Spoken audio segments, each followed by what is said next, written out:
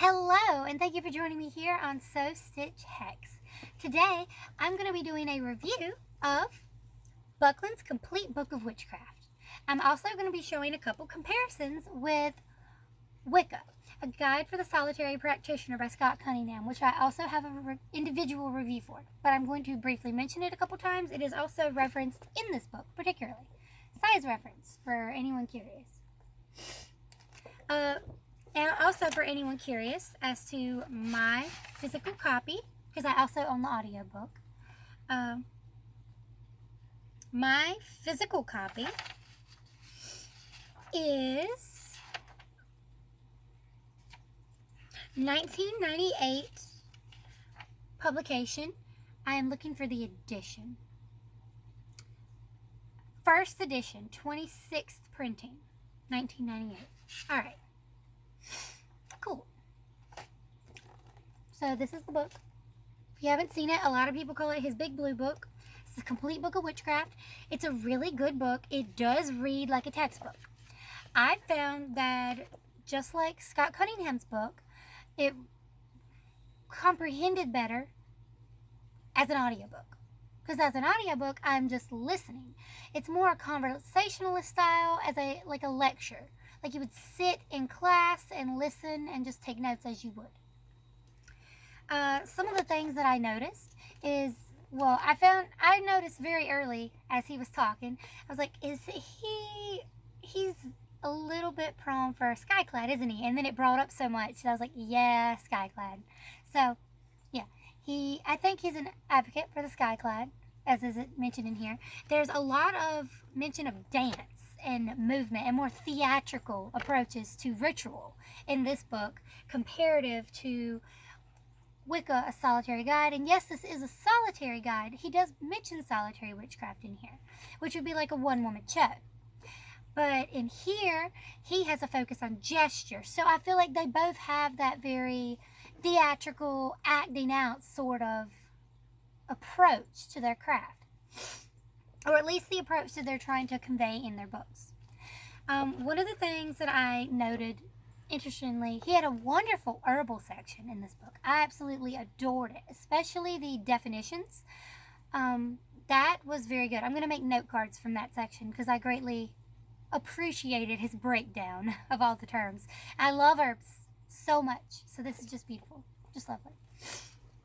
One of the things, it did feel more focused toward, because he is the Garderian Wiccan, you know. It was more leaning towards Garderian Wiccan, and he uses the word Wicca interchangeably, and Wicca and Wiccan, interchangeably with witch and witchcraft, and I don't like that. I don't like that at all, because Wicca is a different type of practice. I've mentioned before, I'm not Wiccan. I don't adhere to the Wiccan read. I don't. And I don't like thinking that witchcraft, Wicca, Wiccan are synonymous. I don't like that because that confuses people. Yes, this book does a good job of highlighting witchcraft as a love and light, but not all witchcraft's love and light. And not all witches are Wiccan. This is a great job of explaining the different types of Wiccan traditions and similar traditions, but I don't like how it blurs that line.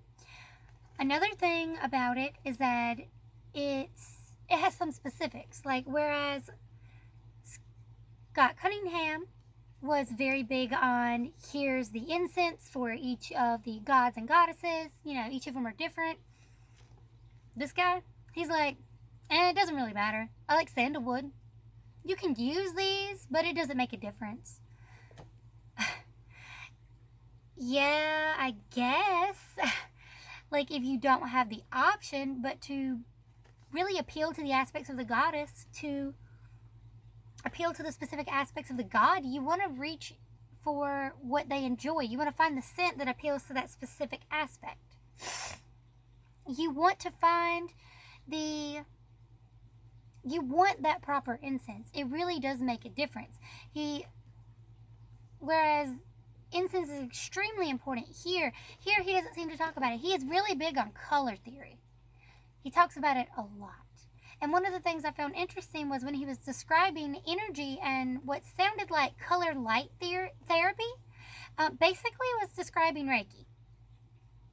Just didn't call it Reiki, didn't use the word Reiki, but he described the aura layers, he described the light, he described distance Reiki, a Reiki 2, Reiki degree thing. He described a lot of what basically sounded like Reiki.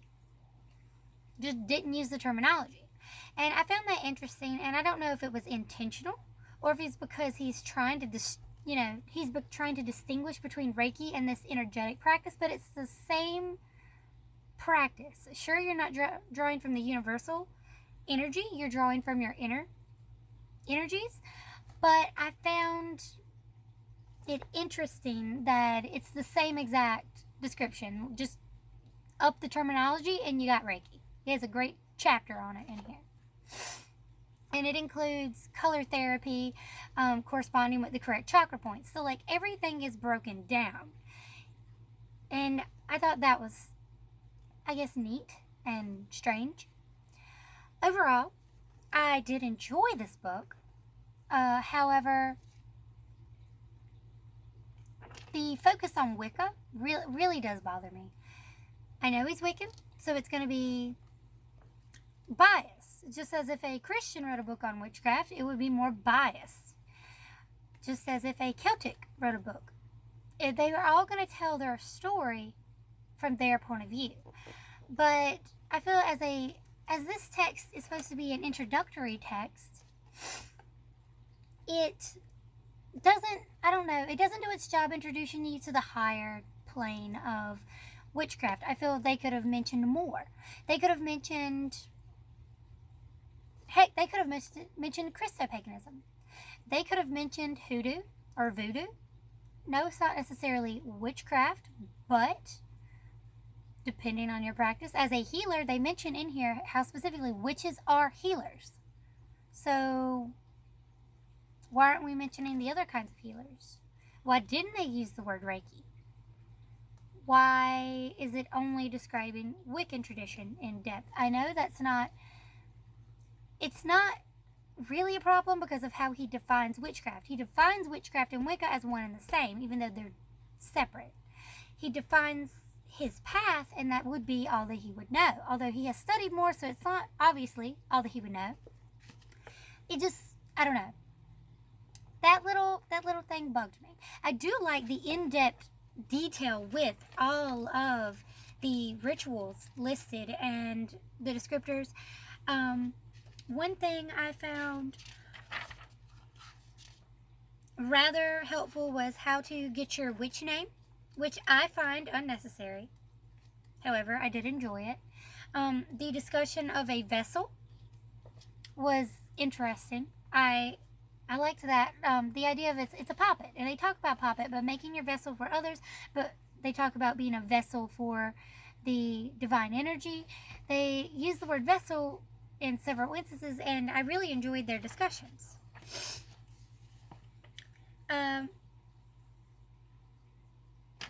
One of the short readings that I really enjoyed in here,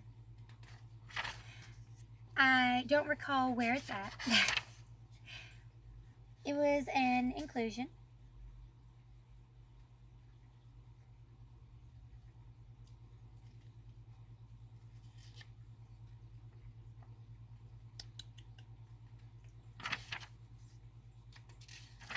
I do like, okay, so something you can't see here, I'm trying to find, it's a very, very short inclusion of like a piece of a poem that's like maybe 4 lines, and I don't recall the page. Anyway, they have like these big blank pages. Therefore, notes. Create your own rituals. They have questions, big questions. Relate how you came to form or join your coven. What is its name?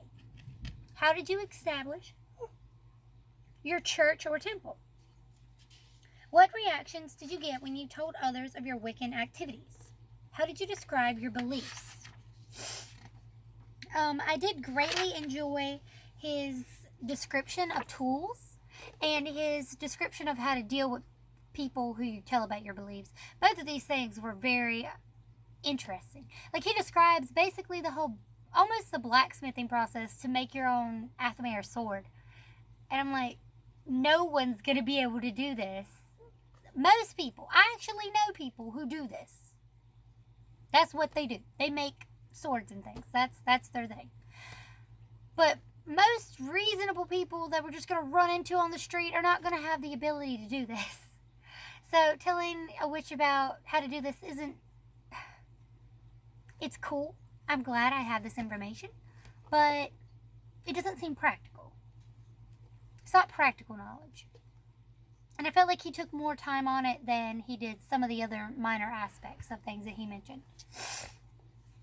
He did take some time to point out, if someone is talking to you about your craft, you don't have to tell them about your craft. You can just ask them what they know of witchcraft. I like this, putting them in the spotlight, not yourself, because you are defending yourself. Instead, you're having them defend where, like, you start them off like, well, what do you know of witchcraft?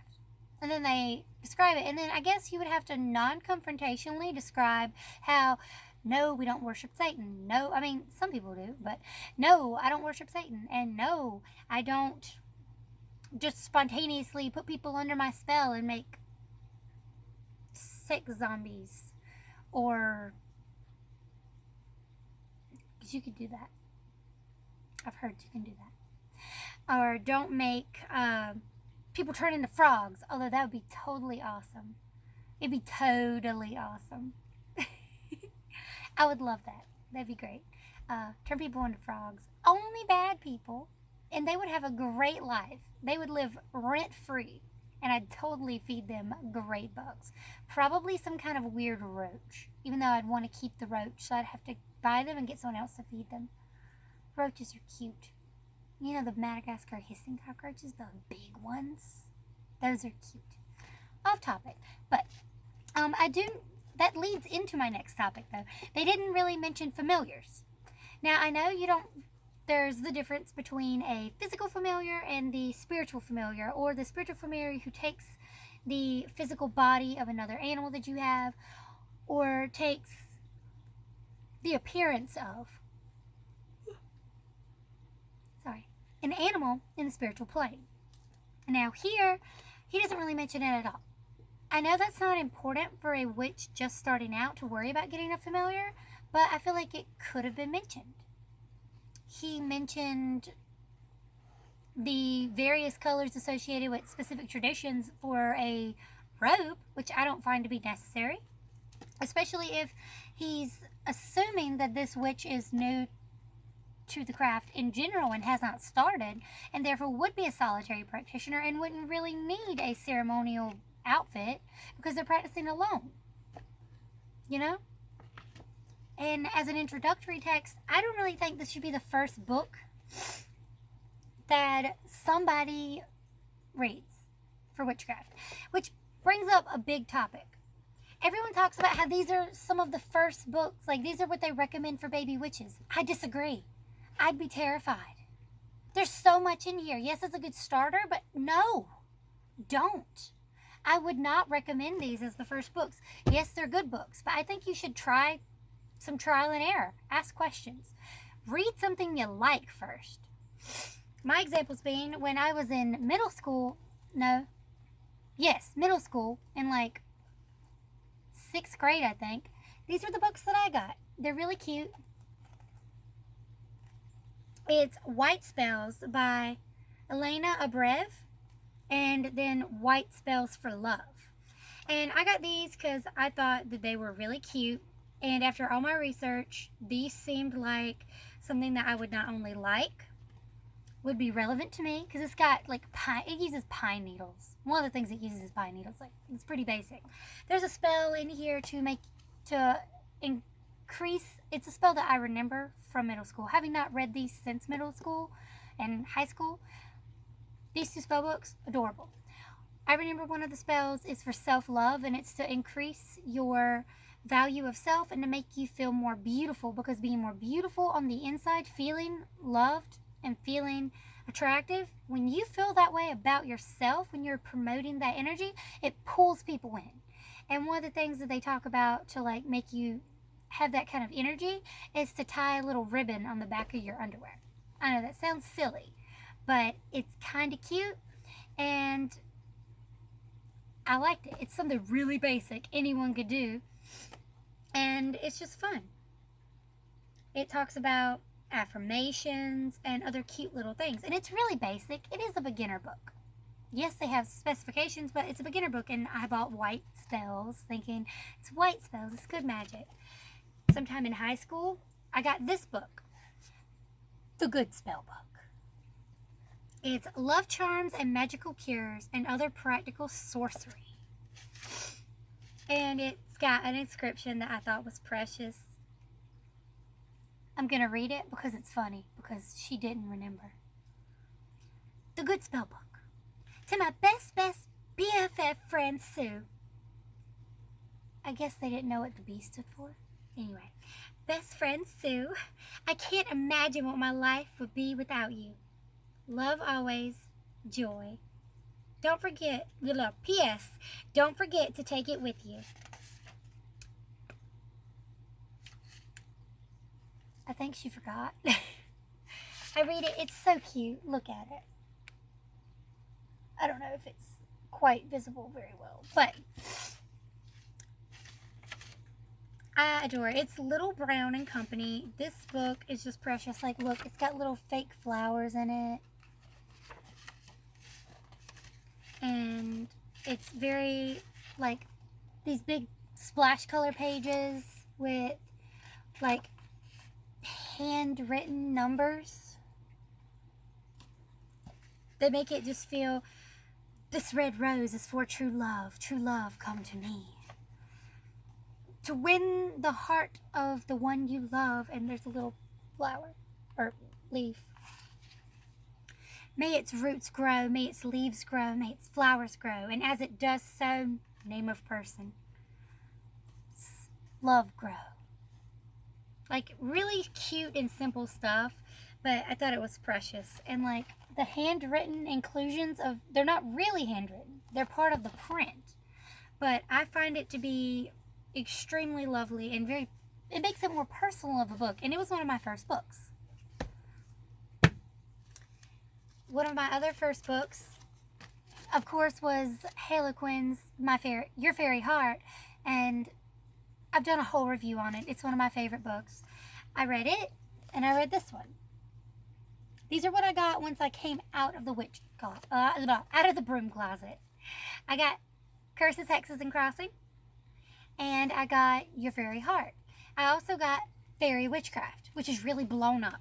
But Your Fairy Heart is Halo Quinn. One of my favorites, although there's no more books. You can look, but there's no more. S. Connolly with Curses, Hexes, and Crossing, and she has many books. So many books. I don't own them all, which is shameful, but I own a lot. And I plan to own them all. And one day I'm going to meet her and get her to sign everything, and I'm probably going to cry a little. It's going to be wonderful. It's going to be great. I'm going to be so happy. I'll have to buy a clean copy and get her, see if she'll sign both. Anyway.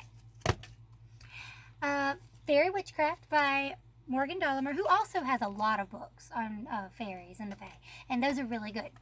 These are the books that I first started with. From there, I got Buckland's book. From there, I got Cunningham's. Well, maybe not in that order, but what I'm saying is, I don't think those are what we should be recommending for baby witches. They're great books. They describe the fundamentals, but how do you say, when you learn about a car, you don't learn about the engine. The first thing you learn about is not specifically how the engine works. You learn to change the oil. You don't learn about the correct amount of tire pressure. You just know you need to check your tires. You learn how to change the tire. After a while, you eventually are taught that you need to check the tire pressure and that it changes from the factory tires that are put on the car which has the number that's in the door that it doesn't relate to the tires that you may have replaced that don't come from the car. You learn things as you go. You don't start off with, here's everything. I started with what I liked. Cutesy love spells. Basic witch stuff. But they were personal. I started with curses and fairy magic. I think they go hand in hand. I read such a variety of things, but I think the way we start is so important. So, yes, those are good books, but I don't think that's what all these videos should be telling us, is to start the witches out with this. Because if I started with that, I don't know if I'd be where I am today. Because although Buckland and Cunningham have some good points, they both say, and I'm quoting Cunningham here, a ritual should always be practiced in joy, never out of obligation. That's true, and everyone should know that. Buckland said the same thing, and not the same way, but everyone should practice in the way that makes them happy. They shouldn't feel obligated to practice or forced to practice. No one can tell you how to practice or tell you when to practice. If you don't want to do something, don't do it. But more so, if you learn those fundamentals, just like Buckland said, you're more likely to grasp onto the first thing you got. What if the first thing you get is Gardnerian Wicca? That's not bad. Yes, your path can evolve. You can evolve into a Celtic Wiccan witch. You can evolve into a Christian witch. You can evolve into anything. But I don't think we should be telling people to start with these books that are so specific but broad. I think we should be encouraging people to start with other things like fairy witchcraft. It's a pretty thin book. There are, if you include the bibliography, 89 pages of content. Hexes, curses, and crossings. I don't think we should start telling the baby witches to start with hexes, curses, and crossings. That'd just be bad witch parenting.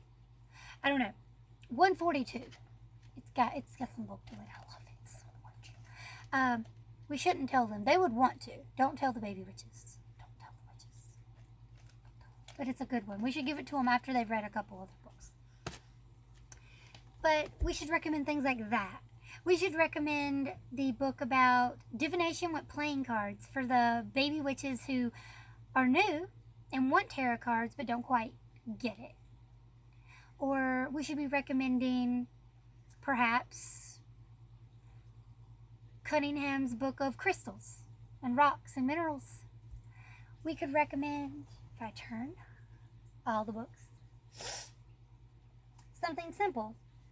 Start someone out with hand fasting. Start someone out with a holiday. Invite a witch who's interested to Beltane. Start them out with a holiday. Let them learn to love that one thing. Don't start them out with such a broad spectrum of this is witchcraft. No, that's not witchcraft. Yes, that is witchcraft, but what personalizes it to you?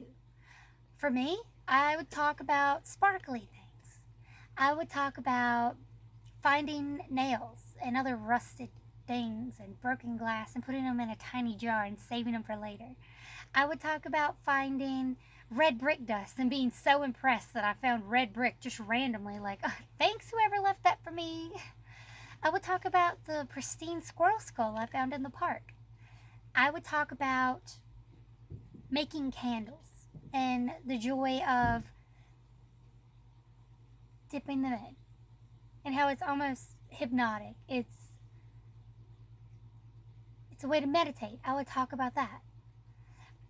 I don't think we should be referring them to textbooks or books that read that way. We need to refer them to, if I can talk, maybe we need to refer me to an English textbook. We need to refer them to the things that bring us joy and that are what brought us to the craft in the first place. Maybe it's something like draconian ritual. Because that, although yes, a fuller text, it's, I don't know, dragons. It's different. Maybe the Viking spirit for the Norse, you know? With all their stories and all the things to learn. I feel like this is a better starter textbook for a baby witch than the big book. It's a better textbook than a guide for a solitary practitioner. Like, I can learn to practice on my own. I don't need someone to tell me to be confident in my practice, because if I want it, I'm going to reach out and grab it. I just need to know, why do I want to grab it? And for me, that is the cute little wooden box that holds my tarot decks. It's all these fun little things that I feel are lacking in these books. These required reading, these for the witch. Of course, they're not required, but at this point, I felt they were a prerequisite that I didn't take. I feel we should be advocating more for witches to read what really speaks to them. And we should be pushing people to know what brought you here. What caught your interest? Was it a fiction book? Did you see Mal and Descendants and decide, I want to do that? I want to learn glamour, change my hair color. I want to make love cookies, potion cookies, you know? What brought you here? Was it cooking? Was it makeup? What was it? Something silly? Was it something intense? Did you want to find a cure for something that you didn't think could be cured by science alone? What is it? Look into alchemy. I want to push someone towards that one thing before I try to give them the broader respect. That doesn't mean they're going to practice right away. I just want them to start reading what they love first, so that that passion grows in the beginning, and we don't have so many witches who are going through a phase. Because I feel like books that start us off with this generic, here's everything, it's, yes, the writer's passionate, but I don't think it breeds passion in the reader. All right, this was Sew Stitch Hex and a comparison between Scott Cunningham's Wicca, a guide for the solitary practitioner, and a overall review of Buckland's complete Book of Witchcraft.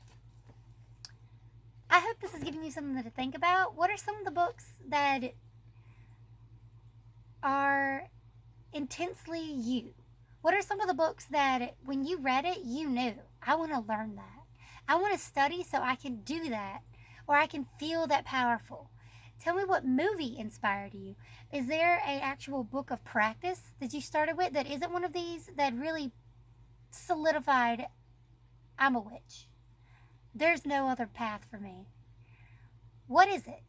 Tell me in the comments below.